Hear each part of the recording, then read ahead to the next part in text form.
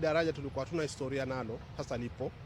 Lakini vile vile chini tumekuja kukuta kwamba lina mafuta ambao tunasema ni oil, hatujui hiyo oil sasa ni crude oil au ni mafuta ambayo yamewekwa kwa purpose ambao historically kila mmoja anasema vyake. Wengine wanasema kwamba walivyokuwa kipindi hicho wana reclaim, kuna baadhi ya maeneo walikuwa wanaweka vitu kama hivi ni kwa ajili ya kuondosha wadudu na maradhi kwa ajili ya kwenda upande mwingine.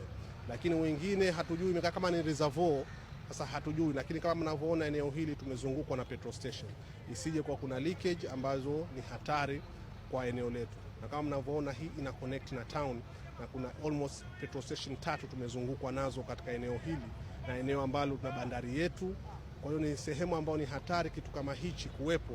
Ina maana tayari kama ni kamati ya usalama, mkuu wa wilaya ni kuhakikisha kwamba kwanza hapa ni kuweka ulinzi. Tumeanza kusikia watu wanaanza kuja kuyachukua haya.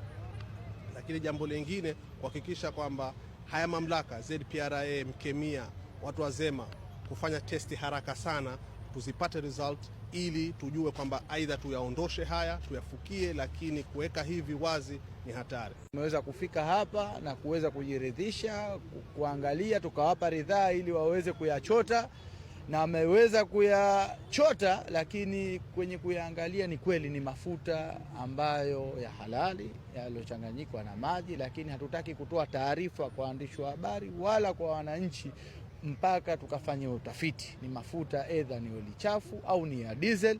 Baada ya hapo ndio tutarudi, baada ya kuhakikisha kwamba haya ni mafuta ambayo ni labda aliyekwa au ni ambayo yamekuwepo.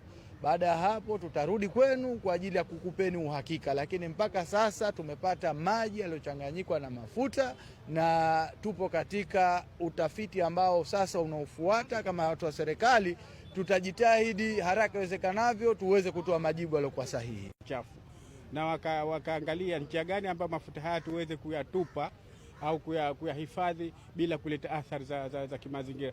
Na tufahamu wakati hata unajengwa msingi huu wa eneo hili hapa, mnafahamu nyakati 92 91 kuna msingi mkubwa hapa unaweza ukasimama umejengwa. Kwa hivyo pia ni jambo ambalo lilionekana. Kwa hivyo si kitu ambacho, ndio maana nasema si kitu ambacho kinatisha sana, lakini all in all vipimo vya kimaabara ndio vitatoa majibu. Nashukuru. Kwa vipimo vya aina hii kwa mkemia wetu haitozidi siku 7, kwa sababu lazima kuna process nyingine kubwa zifanyike, lakini pia vipimo vingine vinapelekwa Dar es Salaam ili kupata kukompea majibu ya taasisi zote mbili.